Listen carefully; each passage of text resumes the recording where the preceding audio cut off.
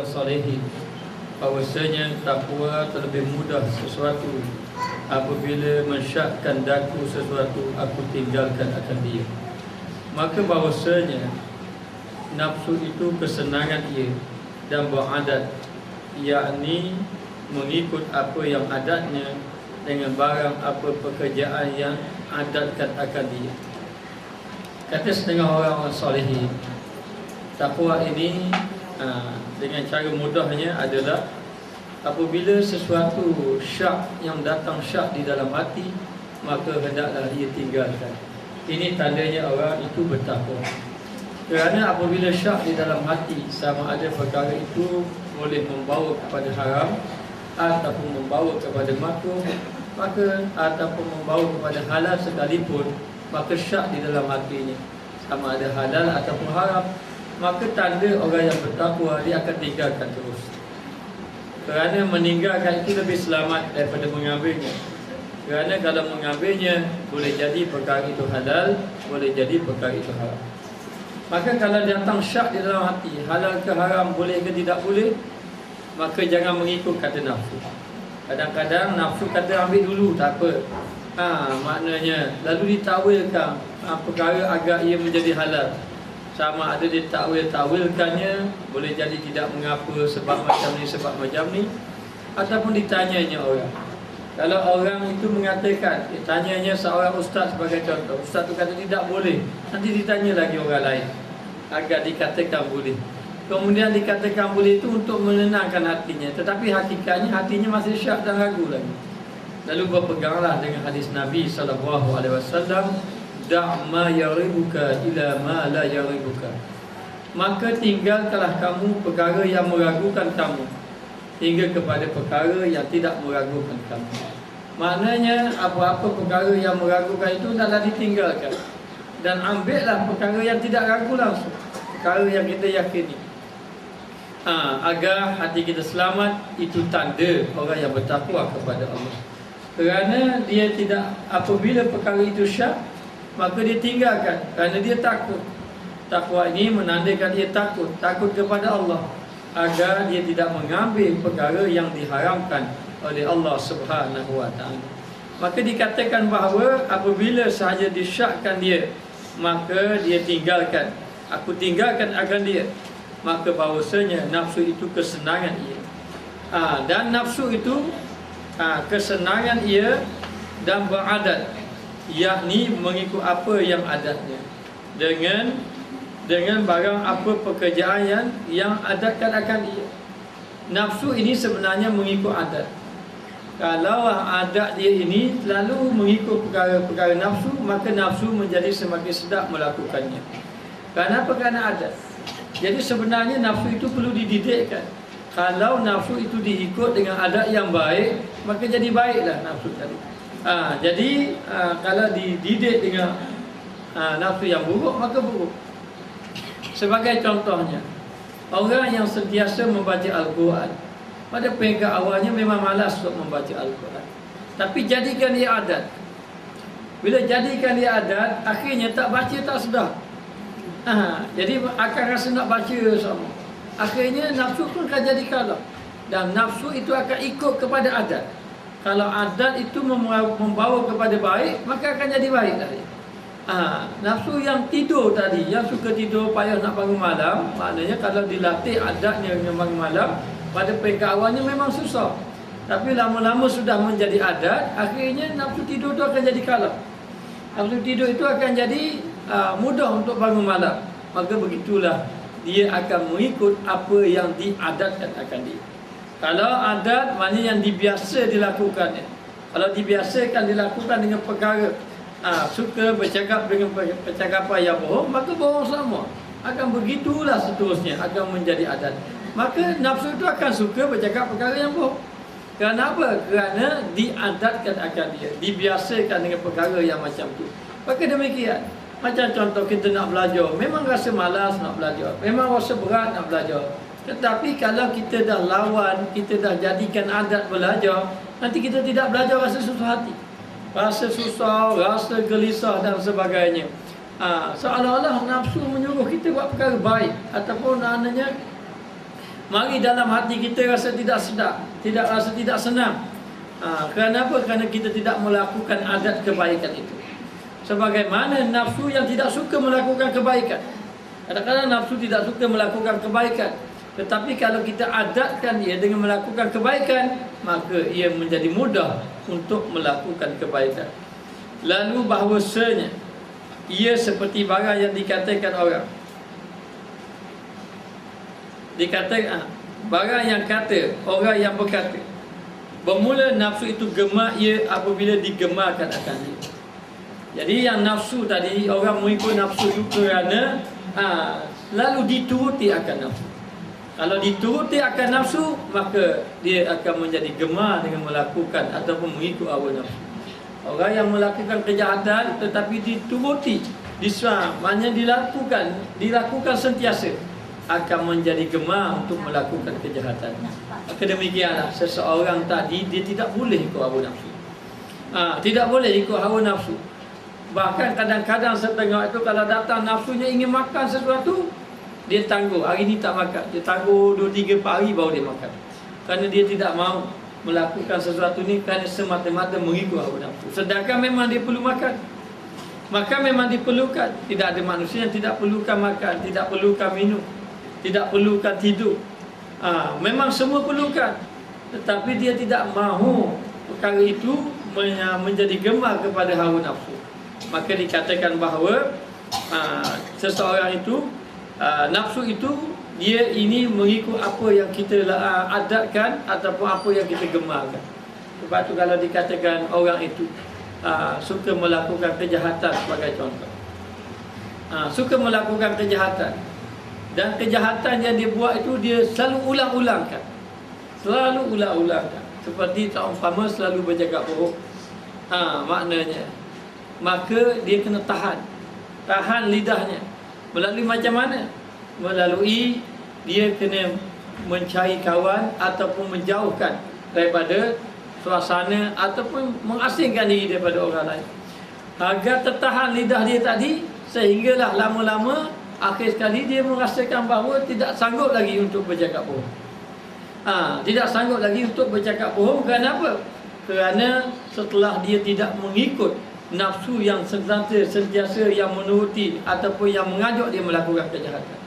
Jadi sebenarnya bagi orang yang beriman memang kena lawan nafsu. Nafsu malas. Bagi orang yang belajar, nafsu malas. Bagi orang yang nak bangun malam, nafsu suka tidur. Bagi orang yang nak membaca Quran, jadi malas untuk membaca Quran. Kalau dikatakan memang berat nak membaca Quran, tetapi kenapa ringan untuk membaca yang lain?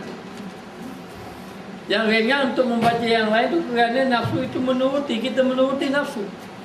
Sehingga kan rasa ringan, rasa mudah boleh membaca surat khabar tiap-tiap hari. Tetapi tidak membaca Al-Quran tiap-tiap hari, tidak rasa apa-apa. Tidak rasa apa, tidak rasa susah saja. Tapi bagaimana kalau orang itu yang sentiasa melazimi membaca Al-Quran? Orang yang melazimi membaca Al-Quran itu bukanlah dia mudah-mudah melazimi. Dia pun payah juga, dia lawan juga. Saya bertanya kepada guru saya, Ustaz, saya melihat Ustaz ini banyak sembahyang sunat. Mana Ustaz boleh sembahyang sunat? Sedangkan Ustaz dengan saya lebih muda pada dia masa tu. Dia kata pada saya, dia kata bukan kita rajin selalu, malas nak jadi macam ni berapa kali dah tengah dalam. Maya sunat duha sebulan tak tinggal 2 bulan. Maknanya lawan lagi, mayang balik sunat duha, mayang balik, mayang pula tinggal balik. Maka begitulah perlawanan. Akhir sekali duk berlawan ke, mari niat, mari azam betul-betul. Akhir sekali dah lama terbiasa. Bila terbiasa tidak boleh lagi ditinggalkan. Bila tidak tinggal, bila ditinggalkan ini hati akan gelisah. Dulu nak semayang gelisah, bukan nak tinggal gelisah, tapi dia akan bertukar macam tu. Begitu juga amalan-amalan, amalan-amalan yang lain. Seperti amalan zikir. Amalan zikir ini nampak ringkas, tapi bukan semua orang boleh kekalkan zikir. Walaupun kita hanya kata bahawa berzikirlah kamu la ilaha illallah hanya 100 kali sehari saja, ataupun kamu berselawatlah kepada Nabi 100 kali sehari saja. Tapi tidak boleh, kadang-kadang tidak boleh nak buat. Kerana apa? Kerana hati kita ni, nafsu kita ini, yang selalu menarik kita agar tidak melakukan ibadat kepada Allah. Tapi tidak dapat, tidak kena lawan. Kena lawan. Lawan hati kita. Sebab itu dikatakan bahawa kita hendaklah sentiasa bersama dengan ulama-ulama yang soleh ataupun duduk dengan orang-orang yang soleh. Kerana orang-orang yang soleh ni boleh menarik kita agar melakukan ibadat kepada Allah. Boleh menarik kita ataupun memberi semangat kepada kita untuk melakukan amal ibadat kepada Allah Taala. Jadi dikatakan di sini nafsu ini memanglah kalau kita ikut dia memanglah. Kalau ikut ke nafsu tak belajarlah kita. Mari kita belajar, nanti dululah, habis ni dulu. Mari kita belajar, nanti dululah. Kalau betul-betul ikut ke nafsu, kalau raya pakai mati tak belajar. Dia akan jadi macam tu sebenarnya. Dalam kitab sudah nyatakan. Dan begitulah juga kalau orang yang suka belajar sangat, Allah dia akan sangat-sangat belajar. Tak boleh dah. Mari sikit-sikit ingat nak belajar saja. Itu sudah tu. Mana nafsu yang tidak mau belajar? Sudah kalah dah. Nafsu tu akan ikut adat. Nafsu itu akan ikut adat. Ada apa? Ada yang suka belajar itulah yang diikuti oleh nafsu. Kenapa selama ni kita dah lawan, nafsu tu akan jadi kalah. Jadi sekarang ini apabila kita menuruti akan nafsu, maka kita akan jadi orang yang rugi. Dan kita akan tenggelam dengan nafsu yang kita turuti tadi. Maka apabila engkau tolakkan akan dia, kepada sedikit, maka taqna'u akan mencukupi akan kamu, apa pun memadai akan kamu. Jadi nak beritahu kita ini, kalau kita jangan terlalu menurut sangat hawa nafsu kita, tetapi kita kena beransur-ansur, maknanya sedikit demi sedikit. Kadang-kadang nak melakukan amal ibadat pun dilarang juga kalau kita terlalu banyak-banyak. Hari ini dapat kesedaran, terus buat banyak-banyak. Sembahyang sunat duha, terus 8 rakaat. Terus 10 rakaat. Ataupun membaca Al-Quran, teruslah mendapat ni banyak-banyak sampai 3 juzuk sehari. Apa letih kita. Maknanya hari ni orang bagi zikir, balik terus 10,000. Esok pening kepala. Maknanya jadi dia kata memadai dengan sedikit-sedikit, buat sedikit-sedikit. Nabi SAW bersabda, ahabbul a'mali ilallah adwamuha wa in qalla. Amalan yang dikasihi oleh Allah Ta'ala adalah amalan yang sedikit. Sedikit tetapi ia biarlah berterusan. Biar berterusan, istiqamah dalam melakukan amal ibadat kepada Allah. Dan kita juga jangan terlalu tamak sangat buat amal ibadat, nanti kita tidak mampu. Habis kita nak buat. Semayang apa yang tak buat lagi? Semayang sunat duha, buat.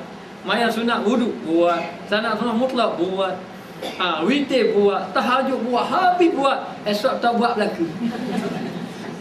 Tak buat berlaku. Itu kena jaga-jaga, kena hati-hati. Jangan sampai jadi semakin hari semakin rosak amal ibadat kita dengan perbuatan yang kita lakukan. Ini tu sebenarnya saya ada pengalaman juga mengenai buat amal ibadat ini. Satu ketika sampai di bulan Ramadan. Sampai bulan Ramadan, mari dalam hati semangat berkobar-kobar untuk melakukan amal ibadat. Lalu saya berazam di dalam hati saya ingin membaca Al-Quran, kalau boleh tidak mau tidur. Kalau boleh tidak mau tidur. Maka ternyata malam itu saya baca Al-Quran sampai ke letih. Letih berehat. Lepas tu baca lagi sampai ke pagi, tak tidur. Betul-betul saya tak tidur. Esok kan demam, 3 hari tak puasa. Makan ubat, doktor suruh makan ubat, terus tak baca Quran 3 hari. Maknanya baca Quran 1 hari tak berhenti-henti. Berapa juzuk? 5-6 juzuk lah saya baca sehari itu. Esok kan tak baca 3 hari. Lalulah orang ustaz melarang saya buat. Dia kata bukan macam itu caranya beribadat. Maknanya bagus, itu bagus, tapi cara itu tidak kena. Mesti dalam keadaan biar sedikit-sedikit pun tak apa, sehingga kan kebiasaan. Ada pun yang kita melihat orang buat banyak-banyak itu apabila sudah sampai kebiasaan dia. Kita nak ikut dia itu sudah biasa, kita tidak biasa. Lalu kita ikut dia, dia buat sembahyang banyak, aku pun sembahyang banyak juga. Dia membaca Quran banyak, sampai 1 hari sampai 3 juzuk membaca Al-Quran. Kita pun 1 hari 3 juzuk juga nak baca Al-Quran. Padahal kita baru hari ni nak baca. Maka kita kena sedikit-sedikit sehinggalah ia menjadi kebiasaan. Apabila dia telah menjadi kebiasaan dalam melakukan kebaikan, maka mudahlah dalam kita melakukan amal ibadat kepada Allah. Dan lagi yang lain, iaitu nafsu barang yang diadat akan beradat dia. Lebih kurang tadi. Nafsu ini akan mengikut apa yang kita adatkan akan dia. Sebab itu kita kalau boleh kena ada pilih satu amalan yang kekal tiap-tiap hari. Sama ada amalan itu zikir atau membaca Al-Quran. Andai kata baca Al-Quran itu kita membaca sedikit sahaja sebagai contoh. Satu hari 40 ayat, satu hari 2 helai saja. Lepas tu ambil zikir sedikit. Begitu saja, sikit-sikit.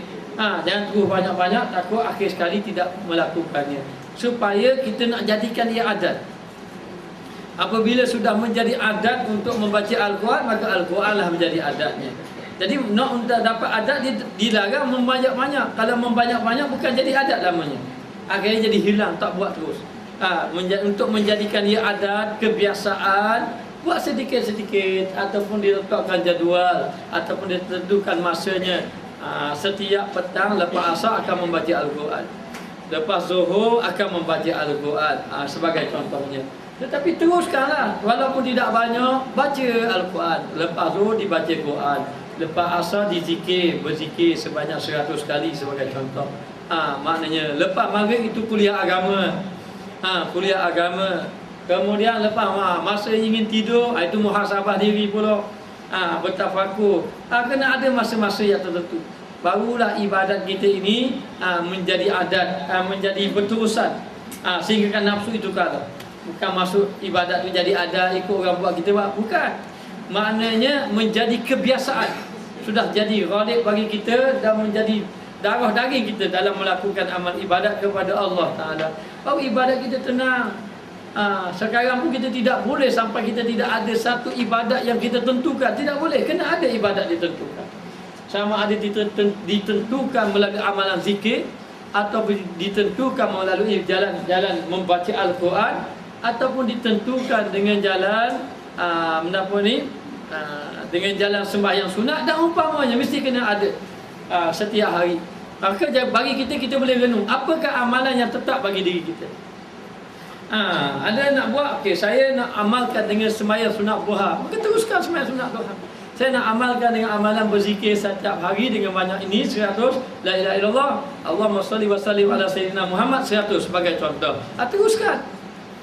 Biar dia sehingga kan apabila kita dah jadi terus melakukan amal ibadat, nanti nafsu sudah tidak boleh menarik kita untuk melakukan maksiat ataupun melemahkan kita. Kerana apa? Kerana ibadat yang sentiasa kita lakukan ini menjadi benteng kepada kita, sehingga kan ia menjadi biasa dan nafsu itu akan menjadi kalah. Sebab itu kita hari ini melakukan amal ibadat biar sampai nafsu itu tunduk kepada kita.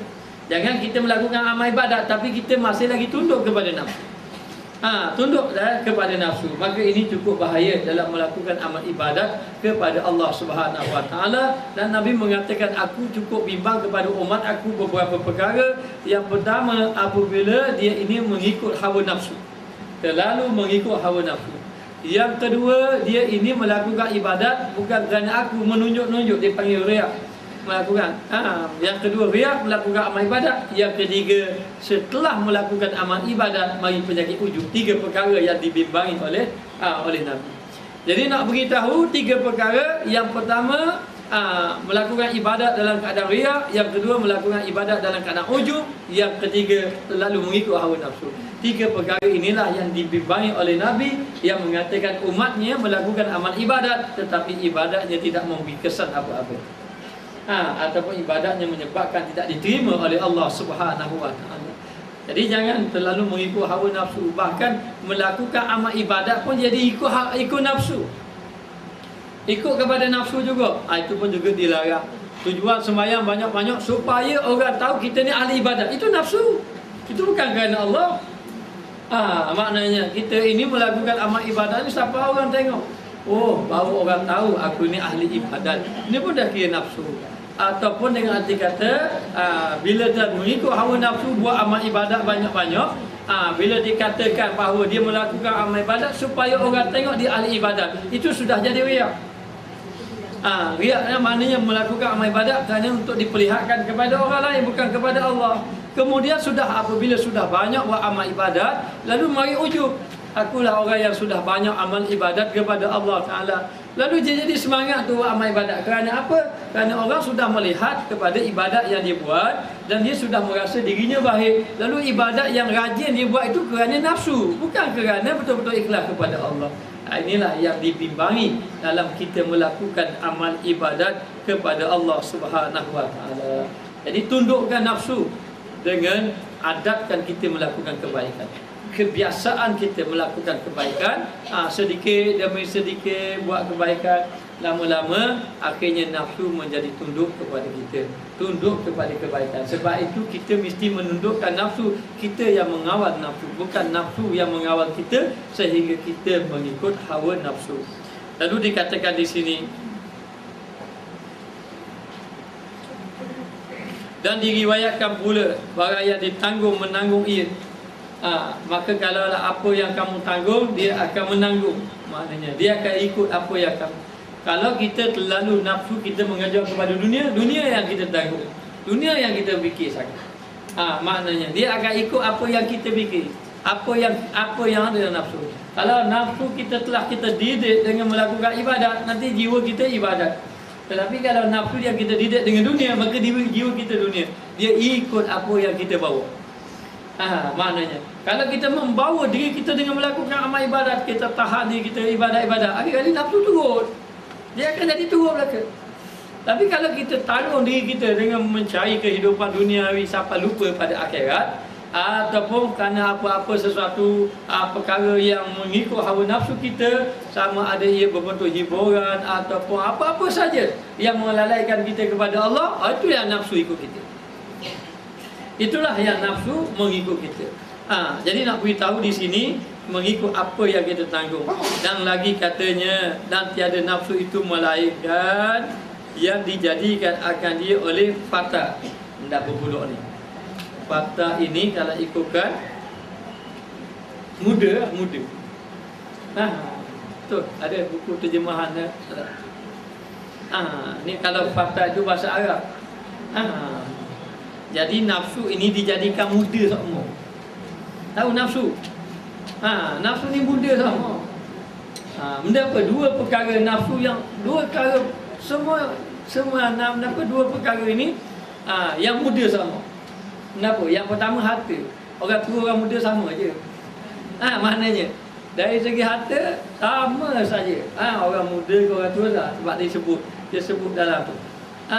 Dia kata yang pertama adalah harta. Yang kedua bercita-cita panjang. Baik orang muda pun, baik orang tua, tanpa mati pun. Dalam keadaan macam itu. Jadi nak beritahu, dijadikan nafsu itu dalam keadaan fata, melainkan dijadikan dia oleh fata. Kalau ikutkan fata ni bahasa Arab, muda lah maknanya. Jadi nafsu itu dijadikan dalam keadaan muda sama. Ni kita ni campur Arab Melayu itu jadi benih gitu. Jadi memanglah dia akan muda sama. Sebab tu kalau ikut hawa nafsu habis. Saya ingat satu cerita, bukan masa saya punya dengan ada seorang lah, dia sudah meninggal dah. Dia ikut saya kuliah pergi, masa tu saya pergi ceramah dekat Kuala Berat. Pergi ceramah. Jadi sepanjang ceramah tu, kita dalam ceramah dia cakap lah berkaitan dengan, atau silap ni adalah berkaitan dengan kehidupan amalan kematian beginilah. Bercakap-cakap. Jadi dalam kereta tu bercakap semua bab-bab agama sampai ke satu tempat. Jadi kita ceramah di Kuala Berat tu, dia tak sedia makan. Jadi kita makan di tengah balik tengah jalan. Makan tu, orang tu kata mari kita makan bandar lah. Saya pun berhenti juga bandar. Atas driver lah. Berhenti datanglah satu kumpulan motor, saya naik motor. Saya naik motor, datanglah motor Vespa rasa. Dia pakai topi semua tu. Jadi hak depan saya pun kata, budak-budak muda ini dia tak tahu. Saya tahulah ustaz, saya dah tua dah ni, saya tahu lah begini kita dah muda ni. Dia pun kata tengok orang tu. Dah molek lepas dia kata orang tu pun buka topi. Tengok tua dia. Tua pada dia lagi, orang main motor lagi. Dia pun terkejut lah. Tua pada dia lagi rupanya. Tu nak beritahu. Jadi sebenarnya begitu. Sebab itu Nabi mengatakan dalam Abu Hadis, dia kata Nabi suka orang muda yang perwatakan orang tua, dan Nabi tidak suka orang tua yang berperwatakan orang muda. Jangan orang tua yang berperwatakan orang muda. Sudah tua dah tapi duduk main-mainan lagi, main kereta kontrol. Maknanya masih lagi dalam keadaan macam tu. Nak main uat ke nak main apa ni, kerja budak-budak belaka dah ni. Nak main kereta kontrol ni bukan kerja kita dah. Maknanya patutnya kita duduk di masjid, duduk di surau ni dah, tak ada dah. Tapi kadang-kadang kita tengok yang main tam pun tua-tua belaka dah. Maknanya jadi ini yang jadi masalah. Sebab tu dia kata nafsu ni memang mudah dia ikut. Kalau kita ikut, sebab tu kalau orang tu daripada muda, kalau begitu keadaan dia akan ikut. Nafsu ni sentiasa muda sama, dia akan ikut. Sebab tu nafsu tu mengikut apa yang kita gemar. Kalau orang itu gemar daripada muda sampai ke tua, begitulah keadaan dia. Maknanya kalau orang main bola, suka kepada bola, kadang-kadang sampai tua pun kaki bola. Maknanya walaupun umur 70, 80 pun, tapi bola tidak boleh tinggal. Maknanya maka ini nak beritahu apa? Kerana nafsu. Nafsu ni kata Imam Ghazali, atas kamu ikut. Kalau kamu ikut, dia akan jadi muda sama. Dia kau muda. Maka tidak dijadikan nafsu kecuali dalam keadaan muda. Maka jika diinginkan, maka inginlah dia. Kalau kamu ikut dia, inginlah dia. Inginlah dia dalam keadaan macam tu. Maknanya. Dan jika tiada sabar ia, kalau kamu tidak tahan, tidak mampu menahan nafsu kamu ikut, maka begitulah keadaan nafsu. Akan jadi muda sama, dia akan ingin sama. Sebab itu nafsu ni kalau dituruti daripada muda sampai ke tua, dia akan jadi gitu. Kalau kaya sampai ke mati. Begitulah keadaan. Kalau orang itu daripada muda suka macam tu, macam itulah dia sampai ke mati. Kerana dia terlalu menuruti. Itu bahaya. Kalau orang itu suka berjudi, boleh jadi judi sampai ke mati. Maknanya kalau orang itu suka kepada permainan, sampai kepada mati suka kepada permainan. Apa sampai kepada tua pun ikut suka permainan. Sebab apa? Yang tuanya dirinya, tapi nafsu tidak tua. Nafsu muda sama. Memang dijadikan macam tu. Sebab tu dia katakan cinta kepada dunia, bercita-cita panjang dengan harta benda ini, itu perkara yang sama juga tu orang muda. Kerana ini kerana nafsu ini dia tak kira dah. Dia sama berlaku dalam keadaan macam ini. Maka sebab itulah kita kena menahan akan dia, sehinggalah kita dapat menundukkan dia. Maka sebenarnya apabila sudah tunduk, maka mudahlah nafsu kalah ke kita. Maknanya tiap-tiap hari baca Quran. Peringkat awal memang dia mari malam, memang nak baca Quran pun payah pun, tetapi apabila kita dah sentiasa turut dengan melakukan kebaikan, lama-lama tak boleh. Sampai masa baca, sehingga kan rasa-rasa tak ada apalah, dah jadi kebiasaan dah kita dengan membaca Al-Quran. Tapi kalau dituruti, tak apalah, besoklah, lusalah, nantilah akan datang kita bacalah. Nanti tengok sampai bulan Ramadan pula. Bulan Ramadan nanti tengoklah, bulan Ramadan nanti baca Quran sikit, berhenti pula. Nanti dah tahun depan lah. Begitulah kita. Masa begitu saja. Tertipu dengan hawa nafsu yang ada pada kita. Baik, maka dikatakan di sini, maka apabila engkau ketahui segala yang kami sebutkan akan dia, kalau kamu sudah faham ini kerja nafsu, kalau kamu sudah faham bagaimana nafsu menarik kita, kalau tidak percaya juga kita tengok, kita malaskan diri kita untuk belajar agama. Contohnya, bukan ajar ni. Maknanya, jadi kita pun rasa malas ke, tak apalah, besoklah, tak apalah, lusalah. Lepas tu tak apa akan datang lah. Ditangguh, lama-lama jadi sedap dah. Malah, tak pergi dulu. Dia akan jadi macam tu sebenarnya. Maka dikatakan di sini, bahawa kalau kamu sudah faham mengenai keadaan ini, mengenai nafsu ini yang selalu menarik kita ataupun selalu mendorong kita kepada melakukan kebaikan dan melakukan keburukan ataupun meninggalkan kebaikan, adalah engkau daripada orang yang zahidin, orang yang zuhud.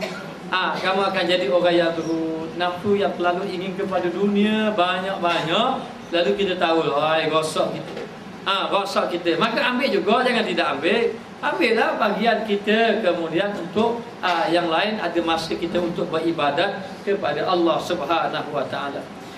Maka dia kata jadilah kamu orang yang zahidi. Apa makna zahidi? Orang yang zuhud kepada Allah. Zuhud ni maknanya kita nak faham mudah-mudah ini, hati kita ni sudah tidak cenderung lagi kepada apa yang diingini nafsu. Kalau kita ambil pun bukan atas kecenderungan, tetapi atas hajah yang diperlukan. Sepertinya kita memang inginkan harta, maka kita kalau mengambil harta untuk keperluan kita. Yang dijaganya adalah ibadat kepada Allah Ta'ala. Kalau diambil harta pun jangan sampai meninggalkan ibadat kepada Allah Subhanahu Wa Ta'ala. Lalu kita faham, aku ini kalau kerja sangat kepada dunia banyak-banyak, lalai aku ibadat. Aku ini kalau ikut sangat kepada nafsu, semakin lama semakin lalai kepada Allah. Akhir sekali dia kena tahan, tak boleh, nafsu tak boleh ikut. Kalau rasa malas nak belajar, memang tak belajarlah kita. Kalau rasa malas nak mengaji, memang tak mengajilah kita. Kalau kita rasa malas nak berzikir, nak berzikir, nak tunggu, memang tak zikirlah kita. Pas hari-hari tangguh, kena ambil juga, kena pegang juga serta sebab zikir juga sikit-sikit. Sikit-sikit. Lalu dia ajar oleh Imam Al-Ghazali ini, jangan buat banyak-banyak, tak naung, ambil sikit-sikit je, cukup-cukup yang pada-pada. Tujuan ni kita nak tundukkan dia. Ada pun yang kamu tengok orang sudah banyak-banyak boleh buat sembahyang banyak, baca Quran banyak-banyak itu, apabila mereka sudah berjaya menundukkan nafsu. Bila ditundukkan nafsu, tidak susah lalu untuk melakukan amal ibadat kepada Allah Ta'ala. Maka dia kata lagi yang raghibin. Raghibin ni maknanya yang gemar, yang suka, yang inginkan pada akhirah, yakni yang pada akhirat. Jadi yang inginkan kepada akhirat. Orang yang zahidi, zuhud. Orang yang zuhud ini, orang yang gemar kepada akhirat, dia akan mengambil apa yang cukup saja. Sebab itu tanda orang zuhud ini, yang pertama, dia merasa cukup dengan apa yang dia ada. Ini zuhud. Yang kedua, dia tidak tamak dengan apa yang ada dengan orang lain. Dia tak cita-cita dengan apa yang ada pada orang lain. Itu zuhud. Mari orang apa-apa pun dia tak rasa. Kalau tak zuhud je lain, dia tengok orang naik kereta besar, apa raya ni kereta besar juga itu. Maknanya itu dia rasa tak cukup dengan dia ada, dan dia rasa nak macam orang lain. Maknanya jadi dia tak tamak dengan apa yang ada kepada orang lain. Dan yang ketiga, di dalam hatinya tidak disibukkan dengan perkara duniawi. Orang ini dalam hati tak sibuk. Kalau dia betul-betul tidak sibuk dengan apa yang ada, di tangannya ataupun di tangan orang lain, ini tanda dia orang yang berzuhud kepada Allah Subhanahu Wa Ta'ala. Yang keempat, harta benda ataupun perkara duniawi sedikit pun tidak terhalang dia untuk melakukan amal ibadat. Bagilah apa-apa pun, maknanya tidak terhalang. Sehingga kan Nabi Sulaiman alaihissalam, walaupun harta banyak, walaupun keadaan dia punya kerajaan yang besar, tapi dia seorang hamba yang soleh. Ibadat tetap kepada Allah, masih lagi tetap ingat kepada Allah. Hadza min fadli rabbi. Ini kelebihan yang Allah Ta'ala berikan kepada aku dalam kekayaan yang melimpah ruah. Hari ini keluar surat khabar, billionaire, maknanya orang kaya berjaya, orang kaya. Kita pun baca surat khabar, kaya ya, bila nak jadi kaya tu ni. Maknanya bila tengok nama jutawan, maaf apa di senarai, dia tunjuk nak khabar orang-orang yang berjaya ni, orang-orang yang berjaya. Kita ni hati tak zuhud, Allah sedapnya jadi orang kaya. Nak juga dah hati tak zuhud nak orang ni. Jadi orang yang zuhud, yang ingat kepada akhirat, dia tidak terpedaya semuanya. Bagi mereka, mereka ini boleh melakukan amal ibadat dan dia tidak mengikut kepada hawa nafsu. Kerana kalau kita ikut hawa nafsu, nanti hawa nafsu akan heret kita sehingga kita hanyut. Sehinggalah kita tidak melakukan ibadat kepada Allah. Baik, kita tengok.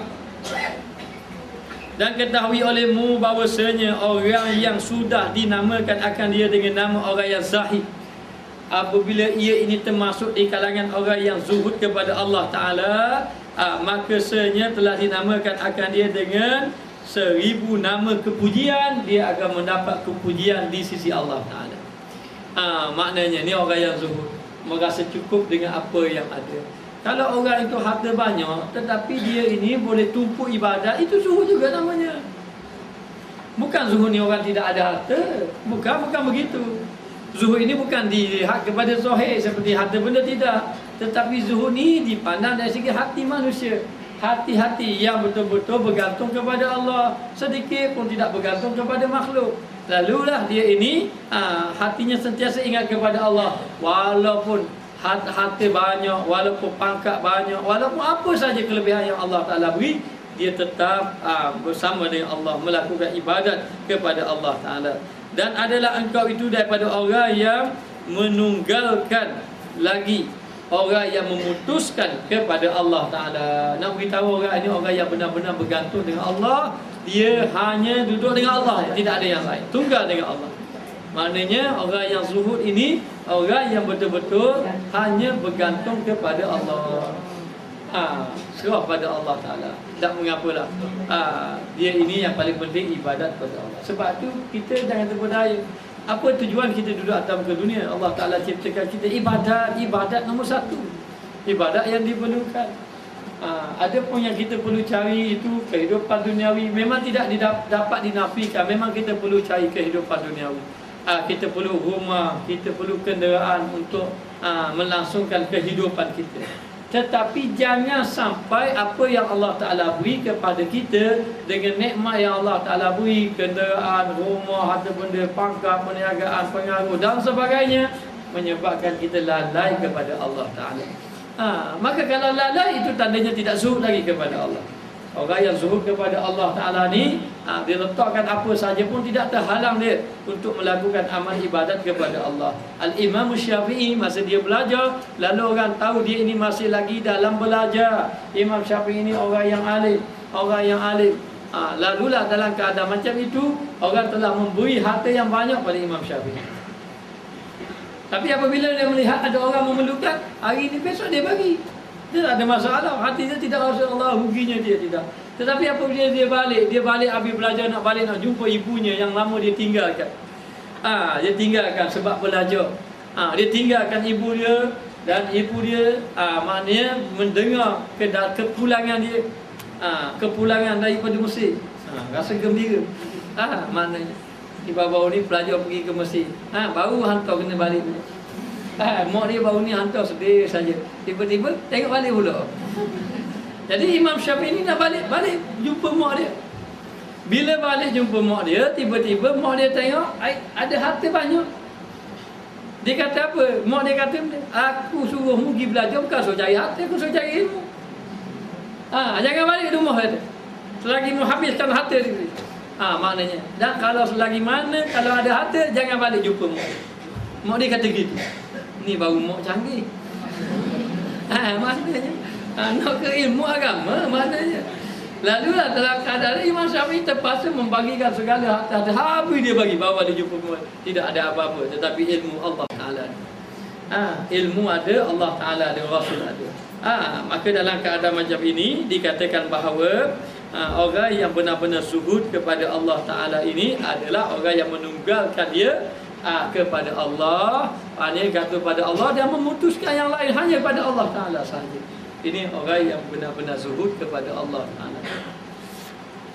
Ini nak cari orang zuhud bukannya senang. Orang yang zuhud ni bukannya senang. Zuhud jangan melihat kepada zahir. Oh, ustaz tu pakai motor saja zuhud. Padahal ustaz tu naik motor, dia tengok kereta mewah kan. Maknanya dia tengok saya kereta mewah, mari dia dalam hati. Itu tidak zuhud juga. Zuhud bukan tengok pada zahir. Kan ada diceritakan, dahulu sudah cerita. Apa saya cerita semula. Sedangkan cerita Piramli diulang-ulang pun tak apa.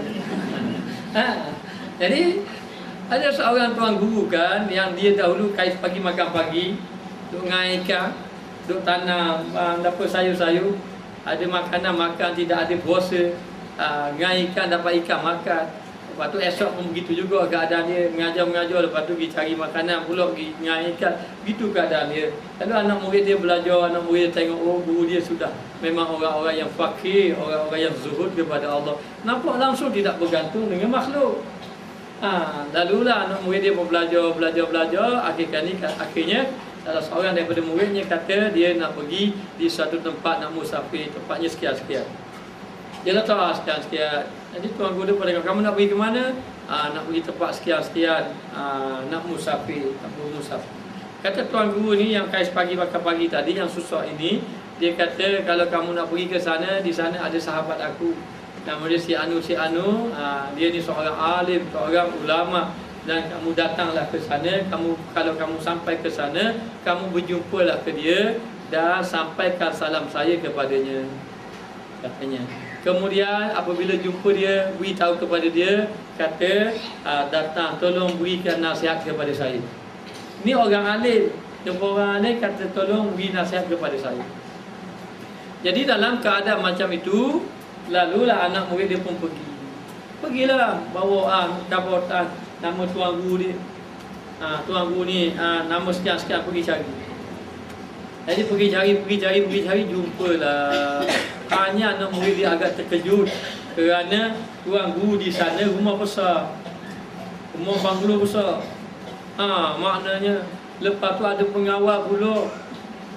Kemudian di dalam rumahnya ada khadam-khadam pula, ada orang yang berkhidmat pula pada dia. Lalu dia pun fikir, betul ke orang alim ni ke betul ke ni?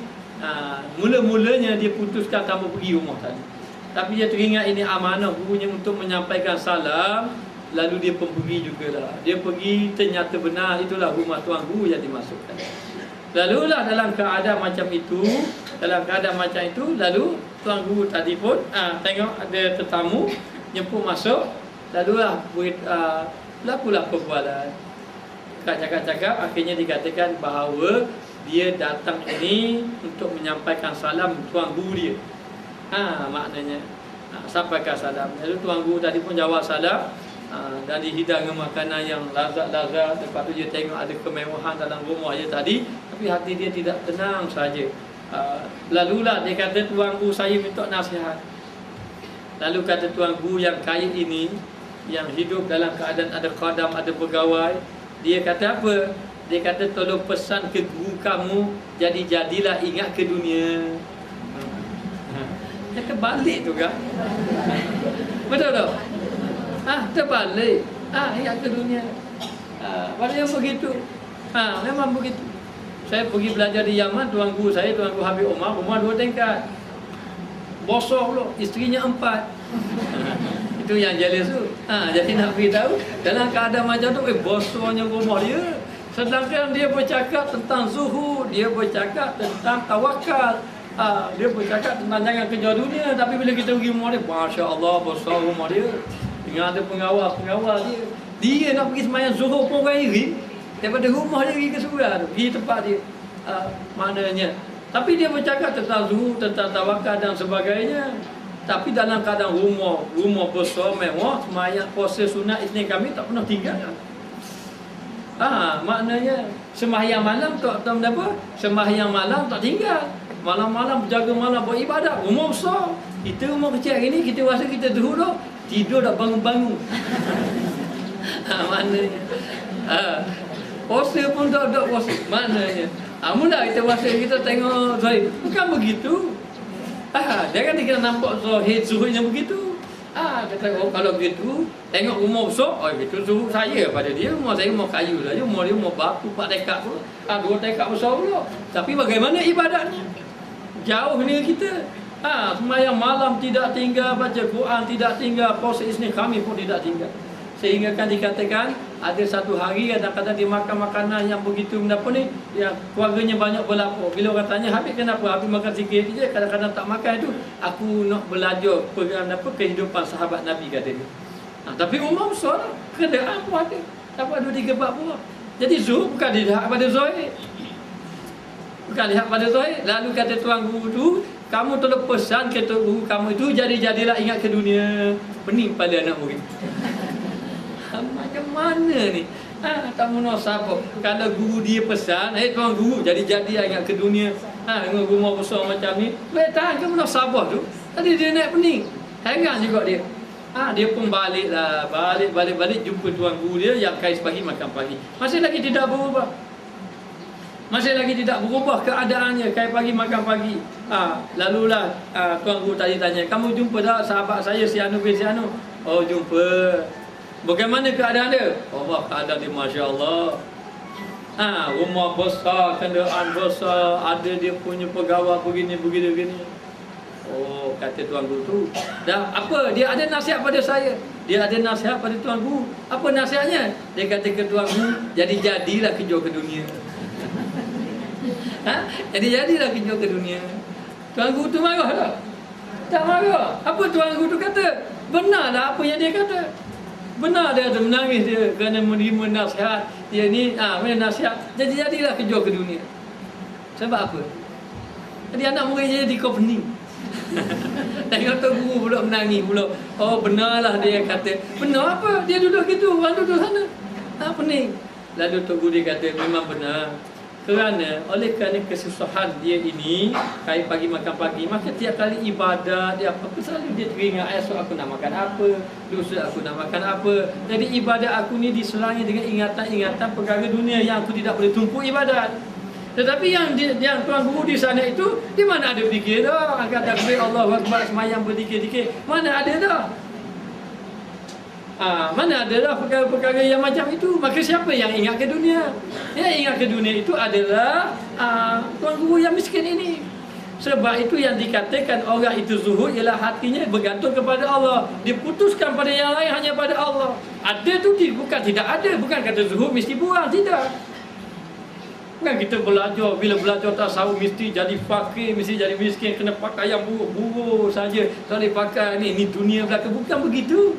Tidak. Sedangkan yang dijaganya hati, agar hati itu ingat kepada Allah, agar bergantung kepada Allah Ta'ala. Kalau benarlah dengan kenderaan yang hebat-hebat ini, dengan rumah yang besar, tapi ibadat boleh ditumpukan, itulah zuhud. Bahkan ada orang yang tidak ada kenderaan pun, semayang pun tidak. Siapa yang zuhud? Maknanya. Dan kita merasa gembira kalau orang itu punya harta banyak, kenderaan besar, tapi setiap waktu ada. Sehingga kan ada orang yang dia sudah jutawan, tetapi sebelum 20 minit, 10 minit masuk waktu dia sudah ada di masjid. Yang kita tak jutawan pun setengah jam tak ada apa lagi. Maknanya, dan siapa yang zuhud? Yang zuhudnya adalah orang yang hatinya dekat kepada Allah, yang hatinya tidak bergantung walaupun benda itu ada di hadapannya. Hanya goleknya kalau ada itu lalai, itu memang golek begitu. Maknanya goleknya dan kebanyakannya begitu. Kalau sudah ada hati dalam hadapan, memang tidak zuhud lah biasanya. Zuhud ni kerana apa? Kerana lupa kepada Allah. Tidak zuhud ni kerana lupa kepada Allah. Maka zuhud ni diikut atas sesiapa yang ingat kepada Allah. Sesiapa yang bergantung kepada Allah, itu dipanggil zuhud. Orang miskin yang bergantung pada Allah, zuhud. Orang fakir yang bergantung pada Allah, zuhud. Orang kaya yang bergantung pada Allah, itulah orang yang zuhud. Orang yang zuhud. Maka itulah zuhud ini melibatkan kepada pekerjaan hati.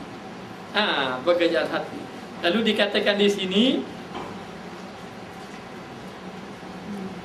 memutuskan kepada Allah Ta'ala, iaitu ahli al-ulsi. Ini bahasa Arab lagi ni. Maknanya jinak. Ada yang ni berjinak-jinak. Mana orang yang sudah berjinak-jinak dengan Allah, hatinya gantung dekat dengan Allah, dekat dengan Allah, atau sudah melekat dengan Allah, hatinya ingat kepada Allah Ta'ala walaupun ibadatnya banyak. Sebab tu Abdul Rahman Ibn Auf, masa dia berniaga sampai maju perniagaan dia semayang lewat sedikit je, dia tambah dah harta benda ni, dia pun impak. Dia tak sayang ke apa? Tak sayang, sayang, tetapi hati sudah lekat kepada Allah. Maknanya. Dan orang yang zuhud seperti Abu Bakar zuhud walaupun dia kaya. Abdul Rahman Ibn Auf dia zuhud walaupun dia kaya. Sayyidina Osman dia zuhud walaupun dia kaya. Kerana apa? Kerana kekayaan yang ada di hadapannya itu sedikit pun tidak memutuskan hubungannya dengan Allah. Kita kadang-kadang dengan rezeki putus lalu hubungan dengan Allah. Sabit rezeki putus hubungan kita dengan Allah. Sabit harta benda, sabit pangkat, sabit kedudukan, sabit pengaruh, habis terputus kita dengan Allah Ta'ala. Maka orang yang zuhud ini orang yang sentiasa berhubung hatinya dengan Allah. Ini orang yang zuhud kepada Allah Ta'ala. Maka berjinak-jinak dia dengan Allah dan khadam bagi Tuhan sekalian alam. Dia menjadi khadam. Maknanya dia ini hanya khadam, apa dia panggil? Berkhidmat. Berkhidmat kepada Allah Ta'ala, Tuhan sekalian alam yang menguasai alam. Kerjanya dia habiskan masanya berkhidmat dengan Allah Ta'ala. Ada seorang hamba kan, ada kisah seorang hamba. Orang hamba yang dijual. Dia hamba yang soleh, dia dijual. Lalu dia minta pada tuan dia. Dia kata, siang hari kamu perintahlah apa aku perintah. Perintah saja kamu nak perintah, aku akan buatkan. Kerana aku ini hamba kepada kamu. Tetapi minta kepada tuan dia, malam hari jangan ganggu saya. Jangan ganggu saya. Malam hari jangan perintah apa-apa pun saya. Siang, suruhlah apa-apa nak suruh buat apa-apa, saya sanggup. Tapi malam jangan ganggu langsung saya. Lalu tuan dia nak pergi satu tempat yang malam. Dia kata, tak mau, buatkan saya satu pondok yang buruk saja. Pondok yang buruk saja. Lalu begitulah keadaan dia. Siang menjadi khadam, bekerja, ikut dia sebab hamba kepada tuan dia. Malam itu dia beribadat. Malam beribadat. Begitu keadaan dia. Sehingga kan satu hari tuan dia pergi tengok apa yang dilakukan oleh hamba dia ini. Apa yang dilakukan oleh hamba dia ini. Lalu dia pun tengok, tiba-tiba dia tengok pada pondok hamba dia itu tadi bercahaya, macam ada lampu saja bercahaya, padahal tidak ada lampu sebenarnya. Cahaya ibadat sampai begitu sekali. Lalu dia pergi dekat, rupa-rupanya hamba dia menangis. Dia kata, maafkan saya ya Allah, siang hari aku berkhidmat dengan Tuhan aku, dan malam aku berkhidmat denganmu. Sedikit saja masa aku berkhidmat daripada kamu. Maknanya hamba ini dia minta dengan Allah Ta'ala, minta ampun, beristighfar kerana siang aku disibukkan sehingga kan aku tidak ada tu. Dan aku bukanlah seorang yang merdeka, aku seorang hamba, maka aku terpaksa ikut kata Tuhan aku. Oleh kerana itu aku tidak sempat berkhidmat denganmu ya Allah, dan malam saja sempat beribadat padamu. Itu keadaannya. Lalulah terharulah tuan rumah tadi. Akhirnya keesokan harinya tuan rumah kata dia nak memerdekakan dia. Dia pun tanya, sebab apa tuan mahu merdekakan saya sedangkan tuan perlu hamba untuk menguruskan, dan tuan ini tuan yang baik. Tuan ini memang baik, bagi makan semua jaga. Tapi kenapa nak memerdekakan saya? Katanya kerana aku telah melihat apa yang kamu lakukan malam tadi. Aku telah pergi ke pondok kamu, dapati ada cahaya sedangkan tidak ada lampu pun di situ. Bercahaya dan kamu munajat kepada Allah, dan kamu bercita-cita kalau boleh nak beribadat siang malam. Tapi oleh kerana engkau telah menjadi hamba kepada aku, jadi siang kamu beribadat, kamu berkhidmat kepada aku. Jadi aku serahkan kepada kamu untuk beribadat kepada Allah, maka dimerdekakan. Lalu dia berkata, ya Allah, rupa-rupanya sudah ada orang yang mengetahui ibadat aku. Yang selama ni dia sembunyi-sembunyi sudah diketahui. Akhir sekali apabila diketahui, dia minta agar dia nak bersama lagi dengan Allah dah. Akhirnya Allah Ta'ala tarik dia mati dalam keadaan beribadat kepada Allah Subhanahu wa ta'ala. Jadi nak beritahu, orang yang tawakal, orang yang zuhud ini, dia sebenarnya kehidupan dia khidmat dengan Allah. Khidmat dia kepada Allah Ta'ala. Harta yang banyak pun dia tak khidmat pada harta. Dia tak akan jadi hamba harta. Dia tetap jadi hamba Allah walaupun harta duduk depan. Ini orang zuhud. Dia menjadi khadam kepada Allah Subhanahu wa ta'ala. Maka adalah mereka itu seperti kata yang berkata, telah membimbangkan kaum dengan dunia. Hum, bahasa Arab pula. Hum ni bahasa Arab. Dunia hum pun bahasa Arab juga. Maka telah dikatakan penyair. Ada penyair kata, saya nama apa saya lupa dah, Hasan kata, saya tak ingat lah. Maka dia katakan bahawa dia pun bersyair, syair yang maksudnya telah membimbangkan kaum dengan dunia hum, yakni telah disibukkan satu golongan dengan kehidupan dunia mereka. Hum tu mereka lah. Dengan kehidupan dunia mereka, disibukkan dengan kehidupan dunia mereka. Dan satu kaum bersunyi mereka itu bagi maulahum. Arab pula kali ni. Maka satu kaum pula mereka itu bersunyi-sunyi bagi maulahum, bagi Tuhan mereka. Satu kaum bersibuk-sibuk dengan dunia, satu kaum bersibuk-sibuk dengan agama, bersibuk dengan akhirat mereka, amal ibadat mereka. Sebab bersibuk-sibuk dengan Allah. Sebab itu kita minta kalau boleh biar kita jadi orang yang bersibuk-sibuk dengan Allah. Pagi-pagi sibuk-sibuk kan? Pergi belajar. Satu orang sibuk-sibuk pergi masjid. Ada yang sibuk-sibuk pergi mana? Pergi kelas mengaji Quran. Ni sibuk-sibuk. Pergi mana? Pergi Padang. Jadi nak beritahu ada dua golongan. Jadi jadilah kamu golongan yang bersibuk-sibuk. Bersibuk-sibuk dengan Tuhan kamu. Bersibuk-sibuk dengan beribadat kepada Allah Ta'ala. Maka lazimlah mereka itu. Mereka itu siapa? Mereka yang bersunyi-sunyi itu akan pintu mardati. Bahasa Arab kali ini. Mardati. Apa makna mardah? Pintu keredaan Allah. Maknanya kalau kita duduk dalam sibuk-sibuk ibadat, kita akan dapat keredaan Allah. Maka dikatakan bahawa dan daripada segala manusia diaghnahum. Bahasa Arab pula kali ni. Aghnahum ni dikayakan.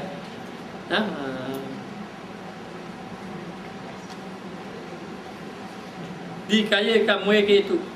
Apa makna dikayakan? Makna tidak dihajatkan, mereka tidak berhajat kepada manusia. Apabila menyebut mereka itu dengan yang telah lalu, apa tu?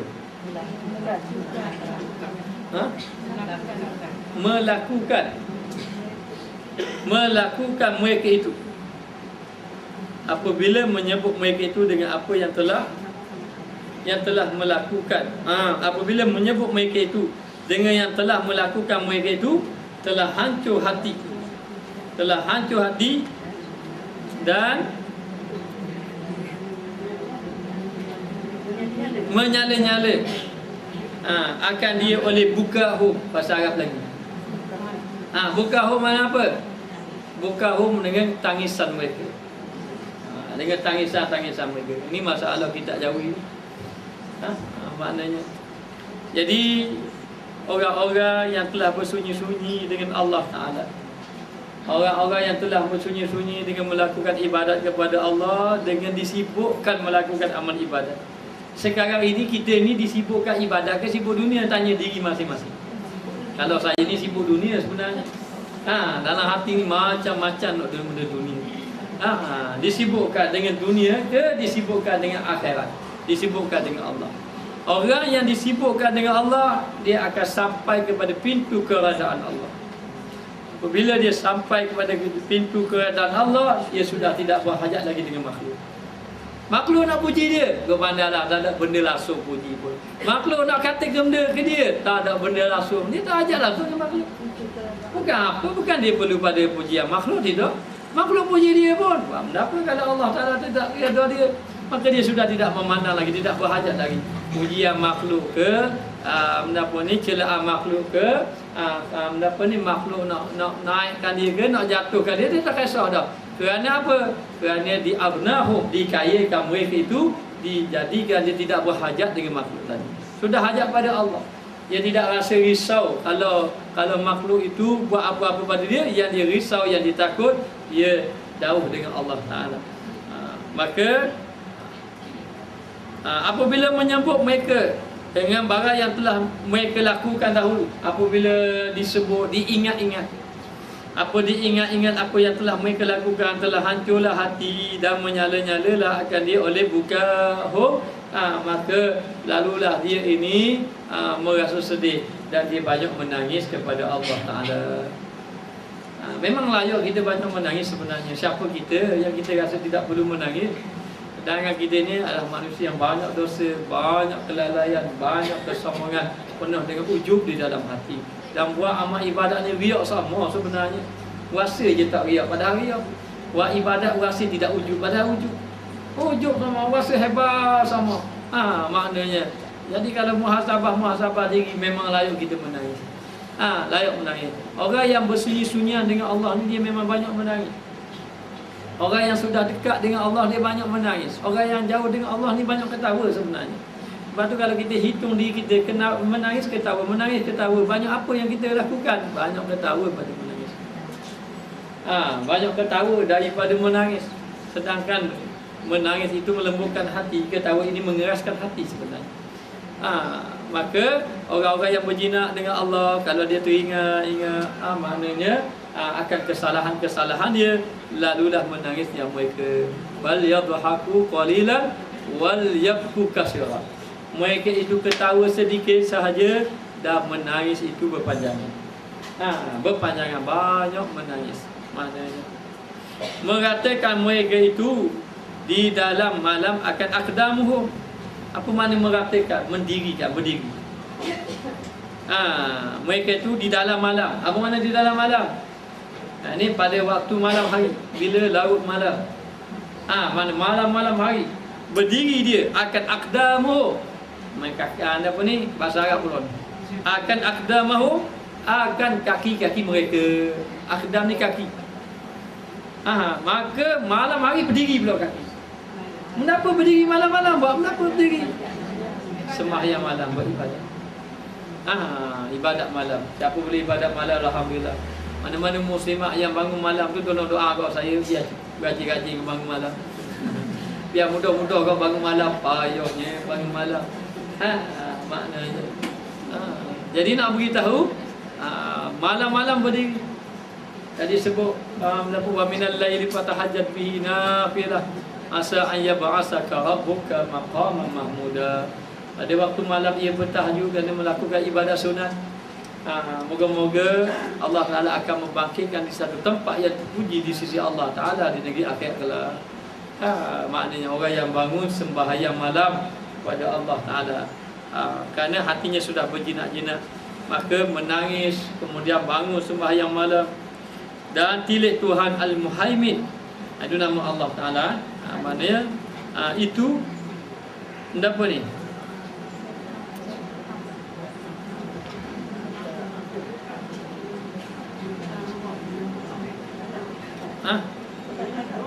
Berdoa mereka kan? Dah, doa mereka dah. Berdoa hub tu mereka berdoa mereka. Maka Allah Ta'ala melihat doa-doa mereka, ataupun Allah Ta'ala mendengar apa yang mereka doakan kepada Allah. Maknanya sebab dia orang yang zuhud ini, dia fikiran dia agama akhirat saja. Zuhud. Maknanya malam dia beribadat kepada Allah, banyak berdoa kepada Allah Ta'ala. Dan adalah kamu daripada orang yang mujahidin. Orang yang mujahidin. Apa makna orang yang mujahidin? Orang yang bersungguh-sungguh melakukan ibadat kepada Allah. Kalau seseorang itu mampu bangun malam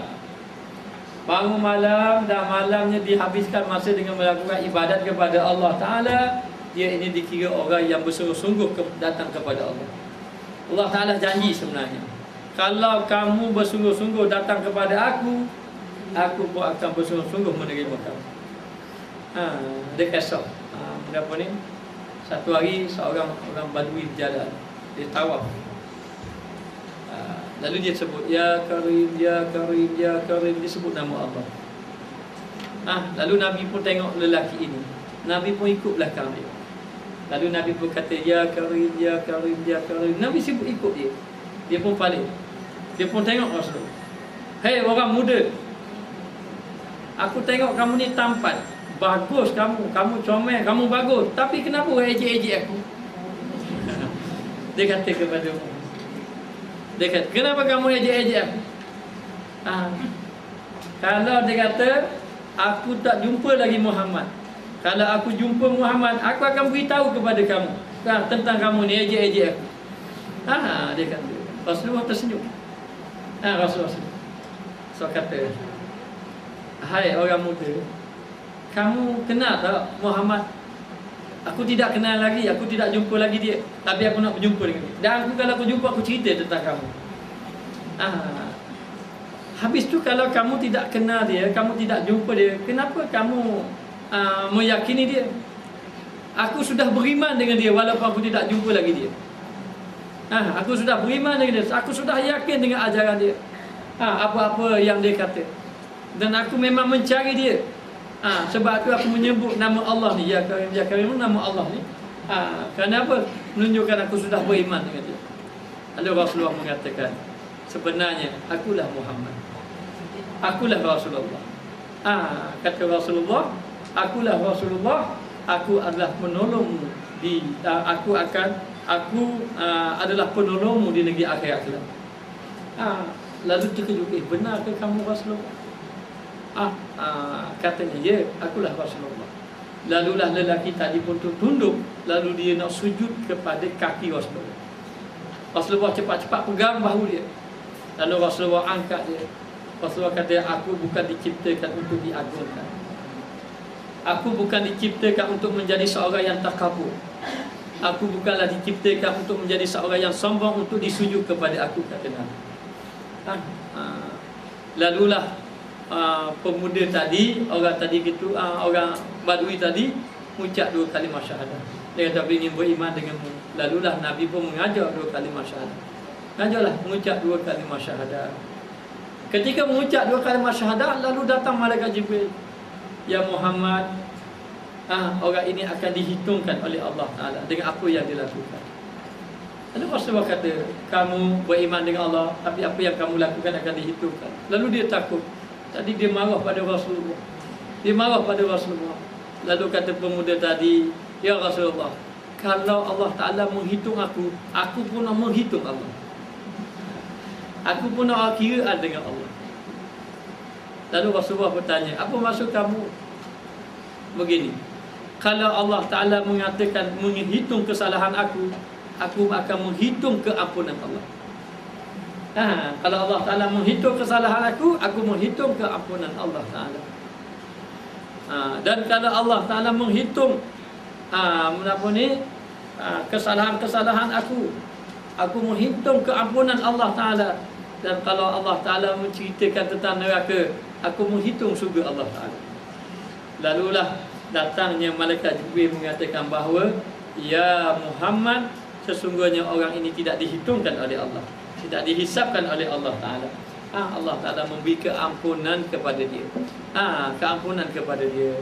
Lalulah Nabi SAW pun gembira, sambil Rasulullah menangis terharu dengan kalimah yang disebut tadi. Lalu dikatakan, orang ini maknanya hanya sekali mengucap 2 kalimah syahadah saja. Lalu Allah Ta'ala datang kepadanya melalui malaikat Jibril, mengatakan dia sudah tidak dihitung lagi, dia akan dimasukkan ke dalam syurga dengan baginda Rasulullah. Bagaimana dengan umat aku yang sentiasa menyebut nama Allah, yang sentiasa berselawat kepada Nabi Muhammad sallallahu alaihi wasallam.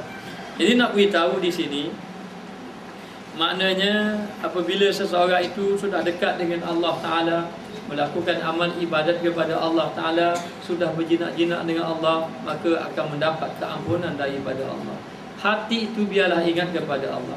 Apabila manusia terlalu ingat-ingat, menghitung amalan dia dengan Allah, menghitung pengampunan Allah, hatinya ingat kepada Allah, akhirnya Allah Ta'ala akan beri keampunan kepadanya. Tetapi sebaliknya, apabila manusia terlalu menghitung hatinya dengan kehidupan duniawi, lalu menghitung dengan amalan-amalan ataupun dengan perkara-perkara yang dia buat, akhirnya dia akan menjadi orang yang rugi di sisi Allah Subhanahu wa Ta'ala. Jadi yang duduk depan mata kita itu hati, bukan itu yang disuruh kita hitung. Hitunglah amalan-amalan kita. Jangan sampai apa yang Allah Ta'ala beri kepada kita menyebabkan kita lalai kepada Allah. Diberinya ilmu, lalai dengan ilmu. Diberinya pengaruh, lalai dengan pengaruh. Diberinya amal ibadat, lalai dengan amal ibadat. Amal ibadat boleh lalai, ya, mari ujub dalam hati itu dia kira lalai juga dengan ibadat. Maka menghitunglah hati agar kita ini menjadi orang yang benar-benar diterima oleh Allah. Maka dikatakan orang itu mujahidin, orang yang berjihad pada jalan Allah. Walladzina jahadu fina lanahdiyannahum subulana, orang yang bersungguh-sungguh melalui jalan aku, yakni beribadat kepada Allah, nescaya Allah Ta'ala akan tunjuk jalannya kepada Allah Ta'ala. Maka hendaklah kita ini bermujahadah, bersungguh-sungguh pada Allah. Jadi bersihkan hati kita, supaya hati kita tidak tertarik lagi dengan apa yang ada, dan supaya hati kita memang betul-betul nak menumpu kepada ibadat kepada Allah Subhanahu wa Ta'ala. Maka dikatakan bahawa orang yang mujahidin fillah pada Allah, yang khawas ni yang istimewa daripada ibadat Allah Ta'ala, orang ini yang terpelihara, yang betul-betul istimewa daripada Allah Ta'ala. Lalu difirmankan oleh Allah, inna ibadi laisa laka alaihim sultan, bahawasanya segala hamba-Ku itu tiada atas mereka itu mengerasi, yakni tiada dapat seorang mengerasi akan mereka itu. Maknanya hamba Aku ini yang sudah dekat dengan Allah, yang bersungguh-sungguh, tidak dapat dikuasai lagi. Apa maksudnya? Dia tidak dapat dikuasai oleh syaitan, dia tidak dapat dikuasai oleh hawa nafsu, Dia tidak dapat dikuasai oleh apa yang ada di hadapan matanya. Dia dikuasai oleh Allah. Dia dengan Allah Ta'ala. Ini hamba dia yang benar-benar bersungguh kepada Allah Ta'ala, yang bersungguh-sungguh menyucikan hatinya kepada Allah Ta'ala. Sebab itu kita kalau belajar ilmu agama, biar sampai hati jadi bersih. Kita belajar agama biar sampai berlaku perubahan pada ibadat. Kalau boleh kita belajar agama sampai menangis kita kepada Allah Ta'ala, sampai kita bertaubat kepada Allah Ta'ala, sampai kita melihat keaiban diri kita, sampai kita bersungguh-sungguh mendekatkan diri kita kepada Allah Ta'ala. Ini baru orang yang belajar kepada Allah, orang yang mujahidin, orang yang bersungguh-sungguh sampai berjalan kepada Allah Ta'ala. Dan janji Allah Ta'ala mengatakan bahawa lanah dia naun subulana, kalau kamu bersungguh-sungguh untuk melalui jalan aku, maka aku akan tunjuk jalan kamu kepada Allah Subhanahu wa Ta'ala. Lalu dikatakan di sini, dan adalah engkau daripada orang yang muttaqin, yakni orang yang bertakwa kepada Allah Ta'ala, yang bagi mereka itu bahagia dua negeri, dunia dan akhirat. Dia bahagia kalau dia bertakwa kepada Allah Ta'ala, dia mendekatkan mendekatkan dirinya kepada Allah. Sebab itu kita sibukkan diri kita dengan ibadat. Sibukkan diri kita dengan ibadat.